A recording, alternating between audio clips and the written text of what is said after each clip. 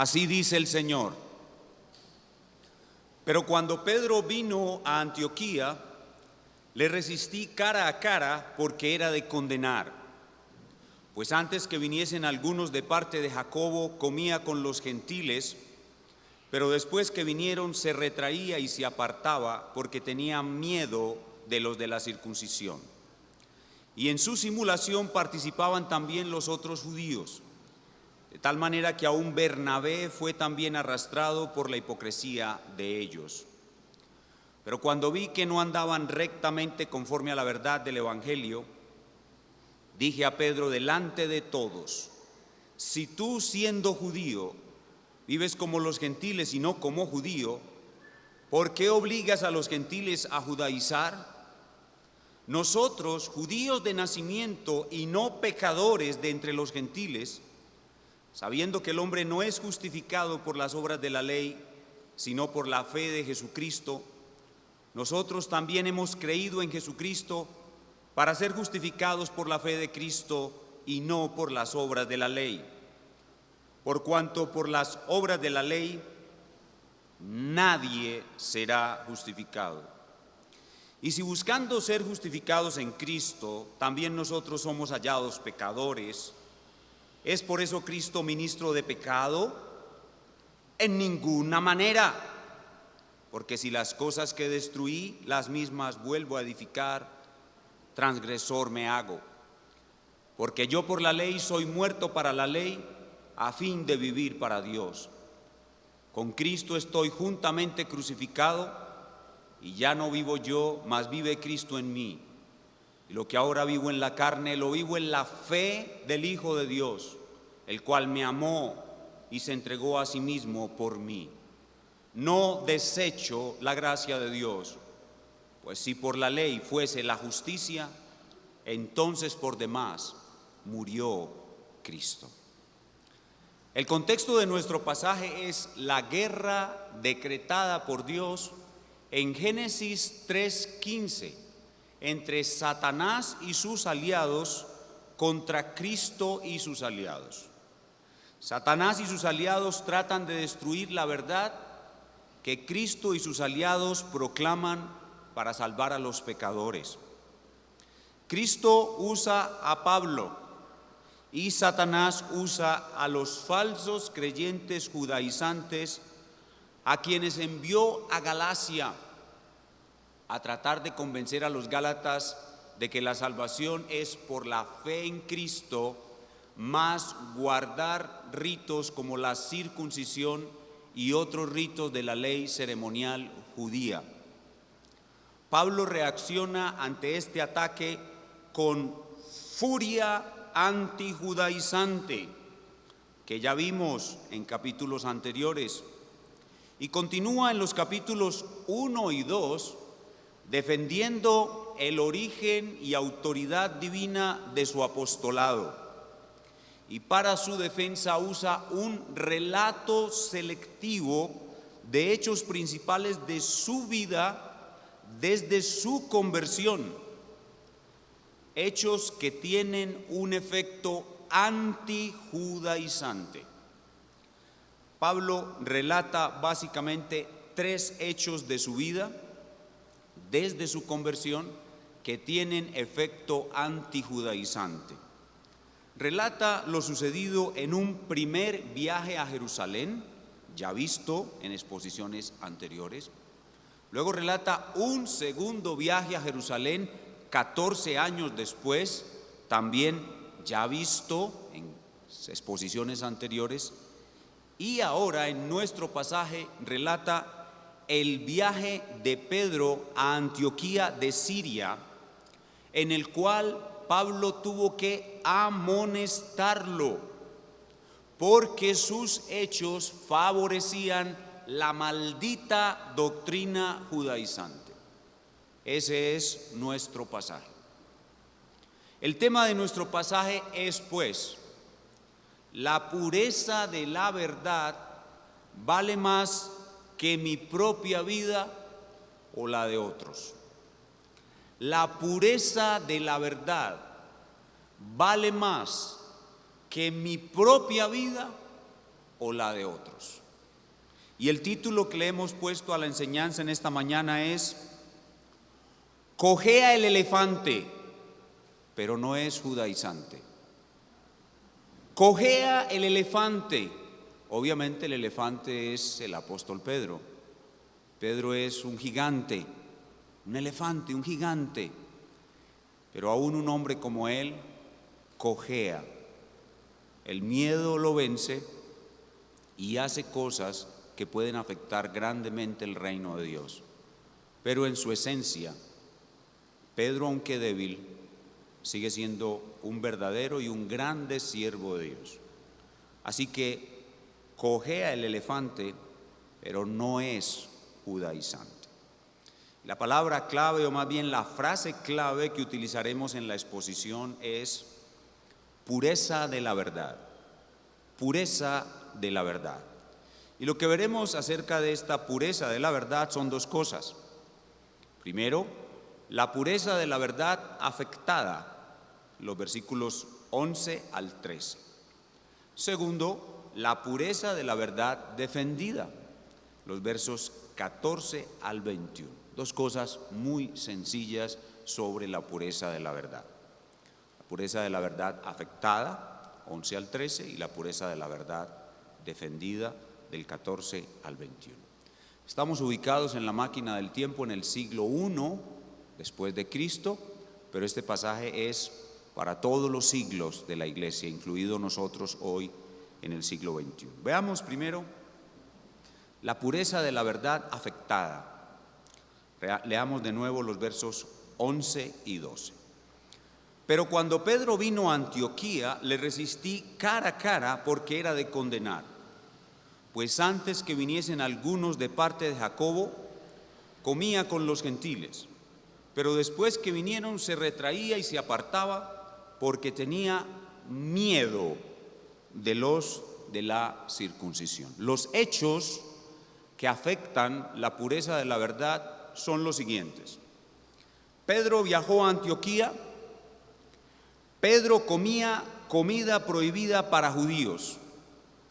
Pedro recibió un informe de parte de Jacobo, hermano del Señor y líder de la iglesia de Jerusalén. Pedro tuvo miedo. Pedro dejó de comer comida prohibida para judíos y con lo que hizo, Pedro afectó la pureza del evangelio. Pedro tuvo miedo. Pedro dejó de comer comida prohibida para judíos y con lo que hizo, Pedro afectó la pureza del evangelio. No es claro en el pasaje por qué Pedro tuvo miedo. Si fue miedo por algo que lo pudiera afectar a él o a otros, por problemas con judíos o con judaizantes, no es claro. Pero ningún miedo justifica comprometer de ninguna manera la pureza de la verdad. Ningún miedo justifica comprometer de ninguna manera la pureza de la verdad. El mal ejemplo de Pedro fue contagioso porque, como está escrito, un poco de levadura leuda toda la masa. Veamos el verso 13. Y en su simulación participaban también los otros judíos, de tal manera que aún Bernabé, otro gigante, fue también arrastrado por la hipocresía de ellos. Estos son los hechos que afectan la pureza de la verdad. Esta es la pureza de la verdad afectada.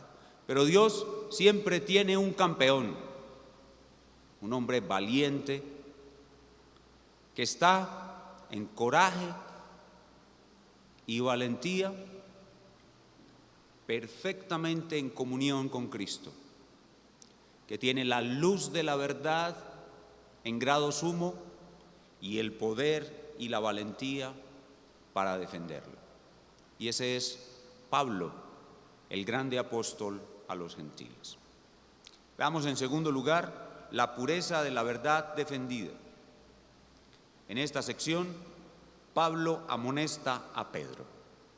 Pablo amonesta a Pedro y vamos a ver aquí cómo la amonestación es enunciada. Pablo enuncia su amonestación de manera pública. El pecado de Pedro fue público, afectó a muchos, por tanto la amonestación tenía que ser pública. Vemos primero la amonestación es enunciada y luego Pablo, por medio de 3 poderosos argumentos, respalda su amonestación. Veamos en primer lugar la amonestación enunciada, verso 14. Pero cuando vi que no andaban rectamente conforme a la verdad del Evangelio, esa es la frase clave de todo el pasaje, la verdad del Evangelio, dije a Pedro delante de todos: si tú, siendo judío, vives como los gentiles y no como judío, ¿por qué obligas a los gentiles a judaizar? De esa manera, Pablo enuncia su amonestación. Pedro es de origen judío, pero Pedro en sus convicciones, él sabía que él como judío no estaba obligado a abstenerse de las restricciones dietéticas de los judíos. Pedro tenía convicciones claras sobre esto. El Señor mismo se lo había enseñado diciéndole que todos los alimentos son limpios, no hay ningún alimento inmundo. Pedro vio una visión de parte del Señor en casa de Cornelio, donde se le enseñó que todo alimento es limpio. Pedro estuvo en el concilio de Jerusalén, donde se enseñó claramente que todo alimento es limpio. Así que Pedro tenía convicciones claras de lo que se debía hacer para favorecer el Evangelio y no lo hizo. ¿Qué fue lo que lo hizo ir contra sus propias convicciones? ¿Qué fue lo que lo hizo actuar como un hipócrita? Eso es un hipócrita. Un hipócrita es un hombre que va contra sus propias convicciones, no muestra lo que realmente es, sino que hace otra cosa. ¿Qué fue lo que lo hizo hacer esto? El miedo. El miedo. Miedo a ser afectado él o miedo de afectar a otros, pero al fin y al cabo el miedo. Y Pablo aquí lo amonesta públicamente y en el versículo 14 enuncia esa amonestación. Noten la frase que está en la 4ª línea del texto, dice: si tú, siendo judío, vives como los gentiles. Esa expresión indica que la vida de Pedro era rechazando las prohibiciones de la ley ceremonial, pero de manera especial Pedro vivió como los gentiles los días que estuvo en Antioquía. Cuando Pedro llegó a Antioquía, él vivió como los gentiles, vivió conforme a sus convicciones, porque Pedro no era judaizante, pero actuó contra sus convicciones hipócritamente por miedo. Y la última frase que dice: ¿por qué obligas a los gentiles a judaizar? Obviamente Pedro obligaba, entre comillas, a los gentiles a judaizar con su mal ejemplo. Se refiere a su mal ejemplo, no se refiere a que Pablo promovía que los judíos convertidos se abstuvieran de comer la comida que comían los gentiles. No, Pedro no promovía eso directamente. Pedro no estaba obligando a la gente a judaizar, pero con su mal ejemplo lo estaba haciendo. Esta es entonces la amonestación enunciada. Ahora veamos cómo Pablo sustenta su amonestación con 3 razones muy poderosas. A continuación, Pablo presenta 3 razones teológicas muy profundas para sacudir a Pedro, a Bernabé y a los demás judíos, llevarlos al arrepentimiento y a solucionar esta crisis que se presentó en la iglesia primitiva. Veamos la primera razón con la cual Pablo sustenta su amonestación, la podríamos llamar el corazón de la verdad.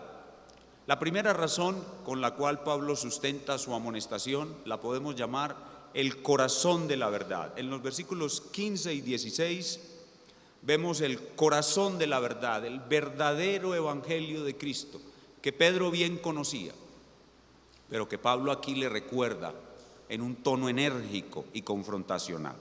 Versos 15 y 16.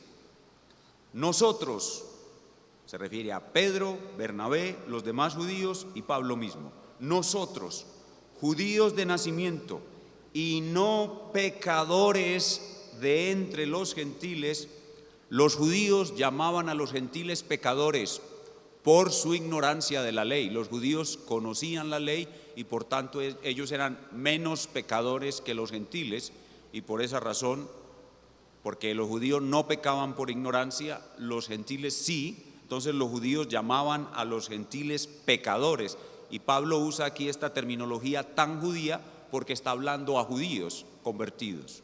Otra vez el verso 15. Nosotros, judíos de nacimiento y no pecadores de entre los gentiles, sabiendo que el hombre no es justificado por las obras de la ley. La palabra justificado es vital en el diccionario de la Cruz. En el diccionario de la Cruz, la palabra justificado es vital. La palabra justificado significa que estoy ante un juez, el juez de toda la tierra, el creador y dueño de todo, y él me está juzgando. Y cuando él mira mi caso, por causa de la muerte de Cristo como un sustituto en mi lugar, toma el martillo que usan los jueces, que se conoce con el nombre de mallete, toma su mallete y golpea sobre la tabla de su escritorio y dice: este hombre es declarado justo, ¡tan!, y golpea con el martillo. Ser justificado es ser declarado justo en el tribunal de Dios, y se le expide un certificado de absolución total de su culpa y de sus pecados, y se dice en ese certificado que sella y firma el juez: este hombre no puede ser condenado, este hombre es declarado justo. Eso es ser justificado. Lo contrario a ser justificado es ser condenado. Y Pablo está diciendo aquí: nosotros, judíos de nacimiento, sabemos, y creyentes en Cristo por supuesto, sabemos que el hombre no es declarado justo ante el tribunal de Dios por obedecer la ley moral de Dios, ni los ritos como la circuncisión, ni las restricciones dietéticas como las que tenían los judíos, ni las ceremonias judías de fiestas solemnes. El hombre no es declarado justo ante Dios por su propia obediencia. El hombre es declarado justo ante Dios por la obra de Jesucristo en su favor. Y ese es el corazón de la verdad. Continúa diciendo Pablo: sabiendo que el hombre no es justificado por las obras de la ley, sino por la fe de Jesucristo, nosotros también hemos creído en Jesucristo para ser justificados o declarados justos por la fe de Cristo y no por las obras de la ley. Y concluye, después de 2 veces repetir la misma idea: por cuanto por las obras de la ley nadie será justificado. Ese es el corazón de la verdad. Entonces, cuando Pedro escucha la gloriosa doctrina de la justificación por la fe sola, que es este pasaje, Pedro reacciona. No sabemos qué pasó, pero yo imagino un gran quebrantamiento en el apóstol Pedro, un gran quebrantamiento, un gran dolor, por haber una vez más y después de tantos años decepcionado a su Señor. Ustedes saben lo que pasó cuando Pedro lo negó, siendo un recién convertido lo negó, y ahora después de muchos años está otra vez cometiendo otro error grave. Pero gracias a esta amonestación de su amado hermano Pablo, Pedro regresa a la cordura, vence todo miedo y sin duda se regocija en la verdad. Y da gracias a Dios por la vida de otro gigante como Pablo, que lo amonesta y lo hace regresar al camino de la verdad. Cuánta bendición tenemos al tener amigos como Pablo, que son capaces de hacer esto por nosotros, de amonestarnos con la verdad. La primera razón, pues, con la cual Pablo sustenta su amonestación es el corazón de la verdad. Pero ahora viene una segunda razón en los versos 17 al 19, y uso las palabras del doctor Steven Lawson. En esta segunda razón vamos a suponer que los judaizantes tienen razón.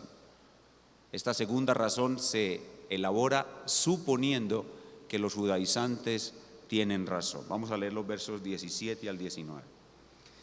Y si buscando ser justificados en Cristo, también nosotros somos hallados pecadores, ¿es por eso Cristo ministro de pecado?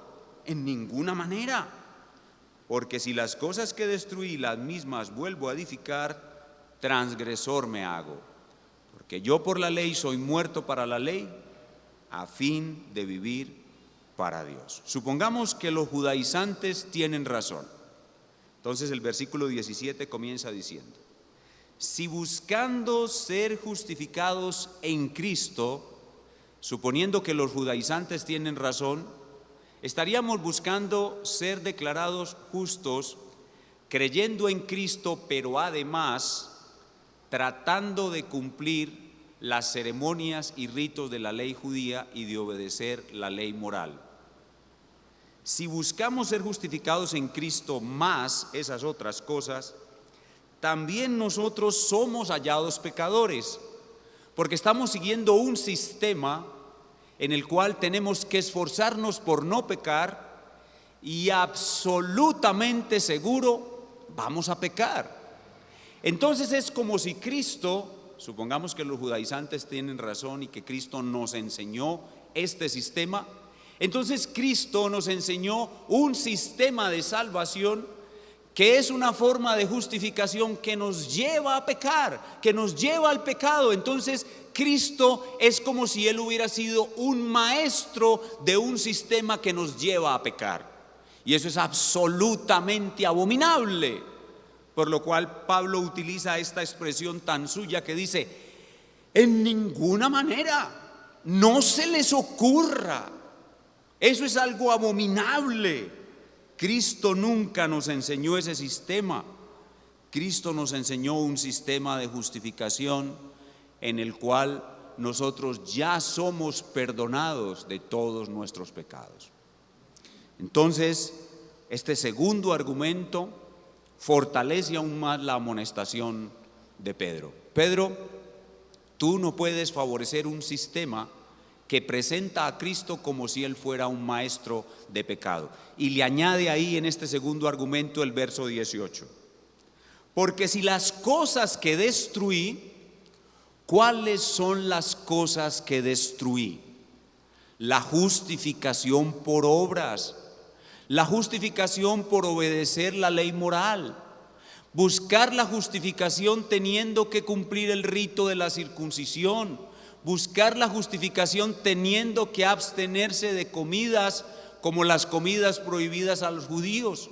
¿Cuáles son las cosas que destruí? Buscar la justificación teniendo que guardar los días de reposo judío, las fiestas judías. Esas son las cosas que destruí. Y Pablo lo dice claramente: si las cosas que destruí, las mismas vuelvo a edificar, Pedro, tú estás favoreciendo el volver a edificar esas cosas. Si las cosas que destruí, las mismas vuelvo a edificar, transgresor me hago. ¿Es tan claro? Mire, este solo versículo, Gálatas 2:18, para cualquier bebé en Cristo amenazado por los engaños judaizantes. Este solo versículo libra a cualquier bebé en Cristo del engaño judaizante. Me libró a mí cuando hace muchos años era miembro de una organización cristiana que trató de reconstruir el Purim, la Pascua, tabernáculos. Un día me dice el líder, no eran pastores, nos llamábamos líderes, me dice el líder: Sergio, a usted le toca la celebración de la Pascua. Y yo tenía Gálatas 2:18 en mi corazón. Gálatas 2:18 me hizo salir de ese lugar equivocado. Gálatas 2:18 es un versículo seguro para todos los bebés.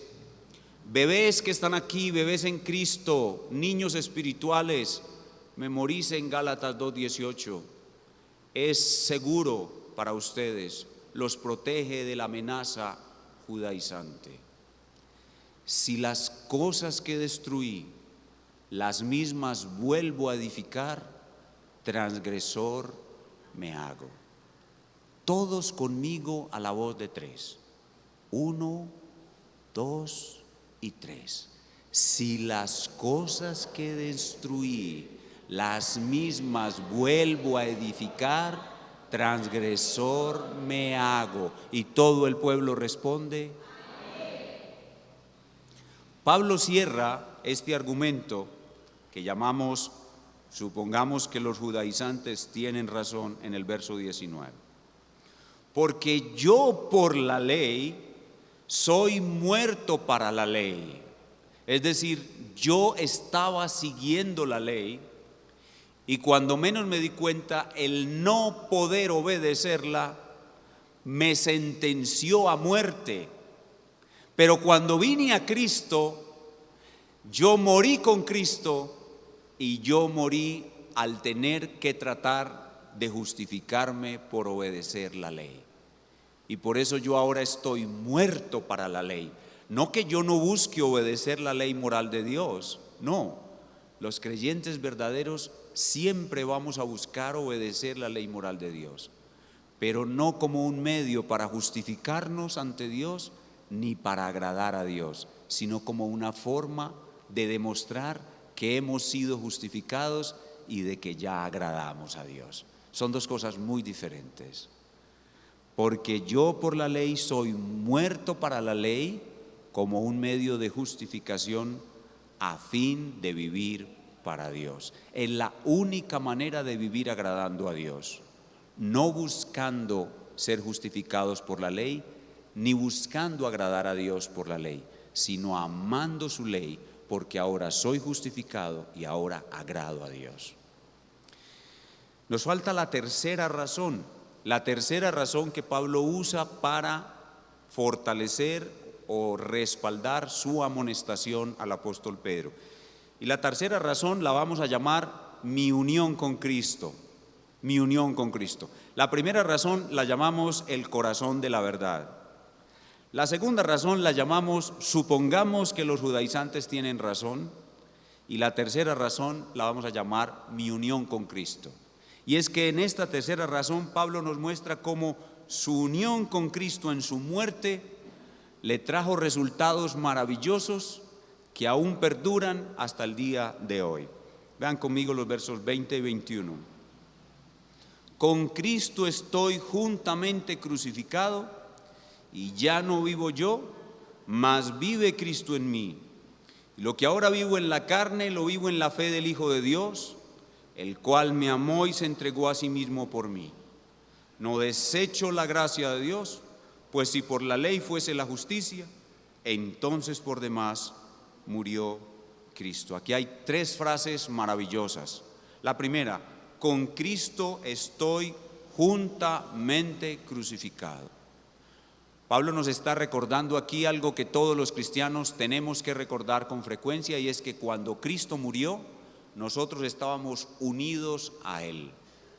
Pero cuando nosotros morimos con Cristo en el pasado, en el primer siglo, en el monte Calvario, los efectos de esa muerte conjunta con Cristo continúan hasta el día de hoy. Por eso Pablo dice, con Cristo estoy ahora, en este momento, juntamente crucificado. El hombre legalista que yo era fue condenado por la ley y recibió su sentencia en la cruz, porque yo fui crucificado y muerto con Cristo el día de mi conversión. Y los efectos de esa muerte continúan hasta hoy. Y porque yo fui salvado así, hoy continúo rechazando toda forma de judaísmo, toda forma de justificación por obras. Y la segunda frase hermosa de Pablo aquí dice, y ya no vivo yo, mas vive Cristo en mí. La primera frase se refiere a su muerte, a lo que dejó atrás. En esta segunda frase se refiere a lo que es ahora y cómo vive ahora. Ya no vivo yo. Quiere decir que en el presente no uso mi propia fuerza para justificarme, ni mi fuerza para hacer buenas obras o guardar la ley. La fuerza con que yo guardo la ley y hago buenas obras no es mi fuerza, es la fuerza que Cristo me da. Porque yo por mí mismo, aunque ya soy salvado, no tengo fuerza para guardar ni uno solo de los mandamientos de la ley. En mí mismo yo no tengo fuerza. Pero la fuerza de Cristo, que Él vive en mí, me da el hacer todo lo que hago y ser todo lo que soy. Por tanto, lo que yo soy, tengo y hago no es mío, es de Él. Él vive en mí. Ya no vivo yo. El yo que se esforzaba por autojustificarse ha muerto. El yo que ahora vive es el que recibió por gracia todo lo que es y se esfuerza así en guardar la ley y se esfuerza así en hacer buenas obras, pero no para justificarse, sino para reaccionar con amor al que tanto lo amó. Y esa es la tercera frase.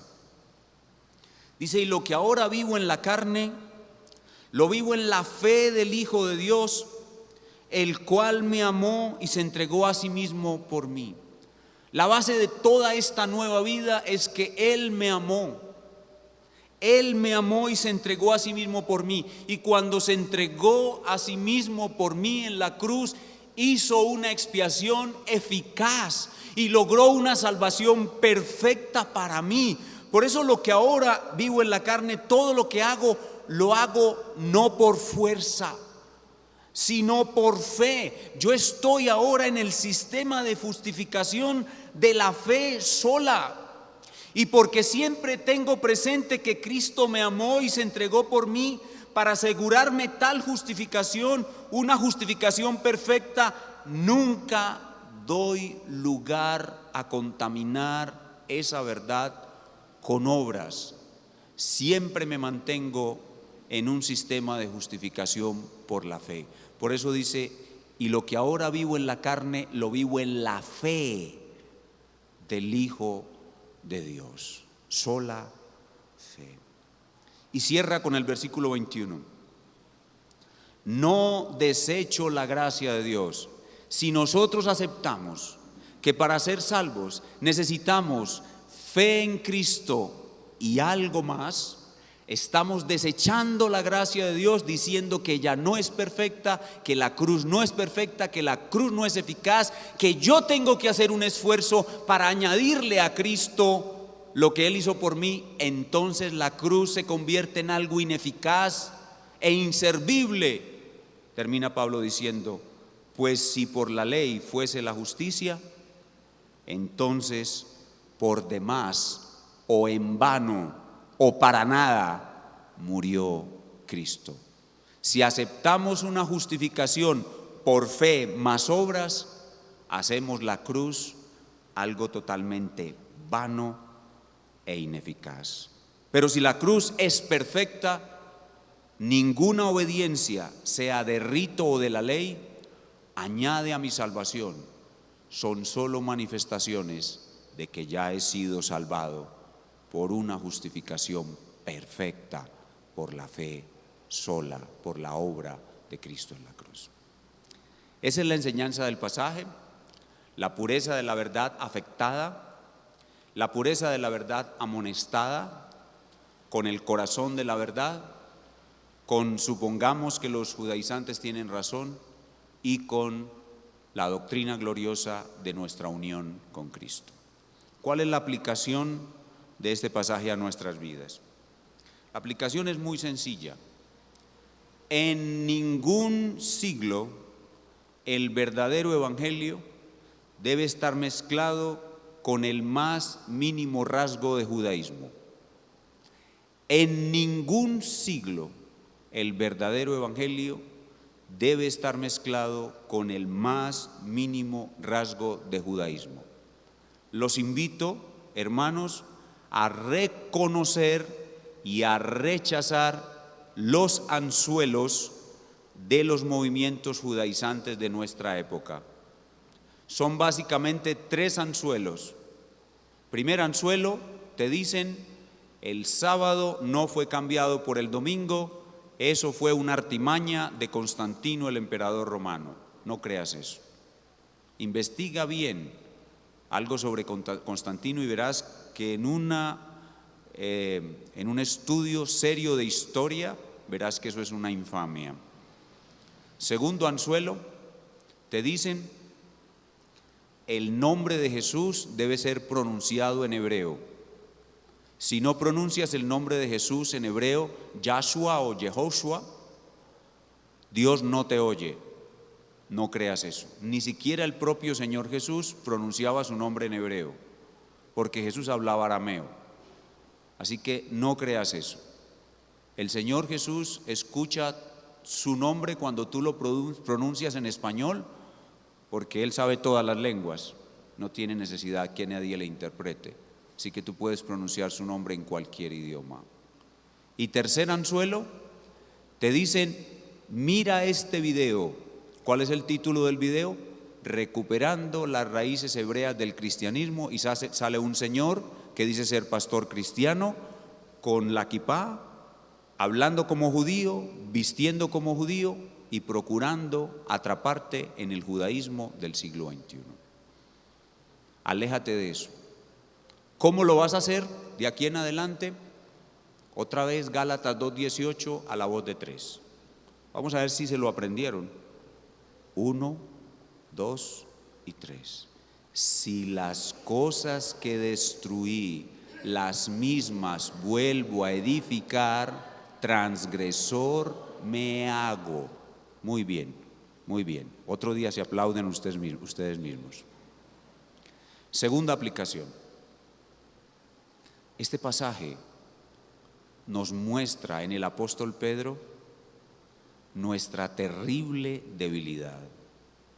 En el apóstol Pedro vemos aquí, hermanos, nuestra terrible debilidad.